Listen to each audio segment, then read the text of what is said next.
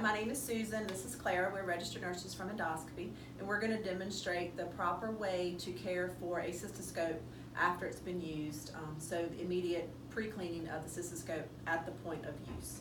Clara already has on her PPE, and on the cart that you get with the scope on it, you'll find a first step. It's got enzymatic in it. The first thing you want to do is open the package. You will need a couple of containers for water. So pour 500 milliliters of either tap water or sterile water into the first step.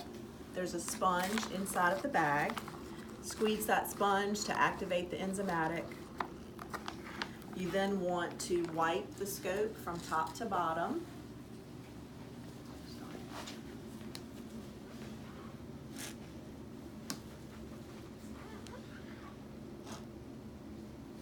The next step is to flush the enzymatic through the scope. So you want the tip of the scope underneath a little bit of water. So we'll just take a little bit of water, pour it into that cylinder, draw up 30 mLs of the first step solution, put the tip of the scope under the water, attach the syringe, and you want to flush the enzymatic through. What you want to observe for is the solution that comes out that is free of any debris. And so you would flush it until you no longer see any debris. Then you would take your syringe and in your container of clean water, flush water through the scope.